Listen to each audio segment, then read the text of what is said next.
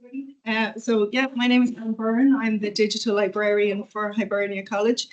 So what I'm going to talk to you about is a digital literacy OER that I developed with my colleagues at Hibernia College, Emberly Davey, your LIR chair, and Irene O'Dowd. So before I jump into talking about the actual digital literacy course, I'll just introduce Hibernia College because maybe you're not familiar with us or who we are. So we're a private higher education college established in the year 2000. We're experts in blended and online learning, and we have programs primarily in teacher education, but also in nursing, healthcare leadership, and corporate governance.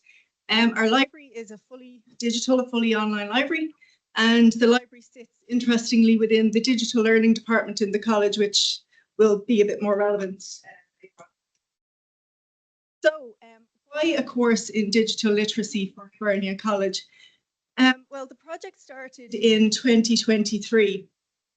And at that time, we were obviously, as we all are, the importance of digital technology in the modern world, but in particular for our students as an online college. Our students are using digital technology all of the time. And we were conscious that we had a gap in our instruction, in our supports for students. We didn't have anything explicitly dealing with digital literacy, and we thought it would really complement and add to the existing supports that we had for students at that time. Also, in Hibernia College at that stage, we had a number of academic integrity initiatives going on. So we thought it was kind of complementary to that as well. So then in terms of why we made it an open course in digital literacy, well, as I've already said, you know, the pervasiveness of digital technology in the modern world, sorry, my stuff is slipping down there. We thought if we were going to make any of our resources open, this would be a really good one because it kind of speaks to everybody in the modern world, right? So we kind of said, well, this is a good one to make available as an OER. We had also drawn on quite a lot of open resources when we were investigating and trying to decide what to put into our course. So we thought it would be a really nice way to pay that forward as well, to make our course open as well. At that time as well, back in 2023, the SDGs were high on everybody's agenda. Does anybody remember the SDGs now? But and digital literacy was explicitly mentioned in the quality education goal. And it was also very important for some of the other goals like good health and well-being, and workplace and economic growth and stuff like that.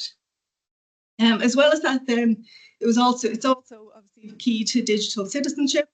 And the Council of Europe defines digital citizens as individuals able to use digital tools to create, consume, communicate, and engage positively and responsibly with others. So we wanted to ensure that our digital literacy course would address all of those facets, be of benefit to not only our own students, but the wider community as well. So when we wanted to develop the course, I suppose our initial concern was, well, what do we actually put into it? Digital literacy is obviously a really broad area. It covers lots of different things. So in order to help us to kind of narrow down what we might cover within our course, we consulted a number of different frameworks. So we consulted DigComp, JISC and COL. And what we found in looking at those was that there was a huge amount of crossover in terms of the different categories that they covered that related to digital literacy. So this really helped us to kind of narrow down what we might cover in our own course. And then, as well as that, we had to make decisions around, you know, what kind of software, what tools we were going to use to help us to build it. And I mentioned earlier that the library sits within the digital learning department. And our colleagues within the digital learning department develop all of the student content that our students use. So they were already using lots of different software that would help us. So we drew on their knowledge and expertise, and we ended up settling on RISE as the software that we were going to use to develop our course. And luckily, we found that really, really easy to use. We found that it had lots of tools available to create really engaging and interactive content. So that was great. And then we had decisions to make around how long it would be. So we wanted to make it very usable for people. So we settled on 3 lessons that were 30 minutes long each, and each one had an accompanying quiz of about 10 questions at the end. So once we had developed the content, then the next thing was to pilot the course. So we decided to pilot it with our own digital learning team. So quite a broad spread of people, and we got some really nice feedback. We also got some constructive feedback. So we made some changes, and then we were ready to fully launch the course. So we didn't want to just throw it out there arbitrarily. We wanted to tie it into some wider initiatives that might be happening. So in October of 2023, UNESCO had its Global Media and Information Literacy Week. And also at that time was the Media Literacy Ireland Be Smart Media campaign. So we decided to tie it into those initiatives. We also had a Live Focus article, media literacy newsletter article.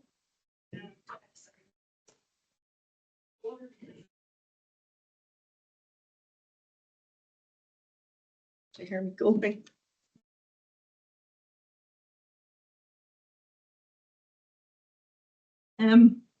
Yeah, so we had the media literacy Ireland newsletter article, the Live Focus article. We put out information on social media. And within our own community, then we put out emails to all the staff to let them know that we had the course available. And we did an internal news post for our students as well. So we got the word out there. So that was phase one. And you can see the 3 different modules that we had in that phase of the course. So we had one for information literacy, one for digital wellness and identity, and one for communication and collaboration. And you can kind of see the in rise there. So after that then, I suppose throughout the development of the course, we had the 5 O's of openness in mind. And one of the ones we always kind of wanted to do was to revise the course. So we knew when we developed it initially that we were only kind of considering some of the core and fundamental parts of the. We knew that we wanted to broaden that out actually at the course later stage. So phase 2 began in 2025. At this stage, I think it was a lot easier for us at this stage because we had already done the groundwork and we already had 3 modules developed. Sorry, I keep calling them modules. They're lessons, is the language we're using, modules for student content. So yeah, this phase was a lot easier because we had already done all the preliminary work of looking at the frameworks and seeing all the different facets of digital literacy, and we knew what the gaps were. We had also figured out the software and the layout and what level to pitch it at and how to structure it and all of that. So it was much, much easier for us. One of the things that we really wanted to do was to focus a little bit more in the course on AI. So we dedicated one module to that, but it is mentioned throughout the different lessons as well. And then we made some corrections to modules as well. So we added 4 new lessons at this stage. So they were in digital technology proficiency, solving common digital problems, creating digital content with AI support, and digital learning and development. So the final course after phase 2 has actually got 7 different lessons within it. Each of them take about half an hour. Each of them have a quiz at the end of about 10 questions. So you can see the additional lessons that we added there as well. So in terms of accessing the course, so there are 2 levels of access, I suppose. One is within our own community for our own students and for our staff. I mean, I say students, but it's really open to any users of the library and it's relevant to everybody. So for our students, it sits within their learning environment, it sits within the library, and it accompanies a whole suite of resources that they have available to them. It is an optional sort of course for them. They don't have to do it. And, you know, I like that about it. It's similar to our academic writing toolkit, which you can see there, where they can jump in, they can pick a lesson, they can do that lesson, they can come back later and do another one if they want to. So it's quite open in that way.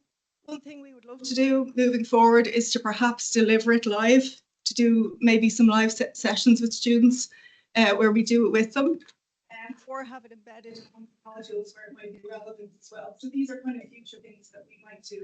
But for the moment, we're talking with all of our students within the project. And then secondly is its availability as an OER.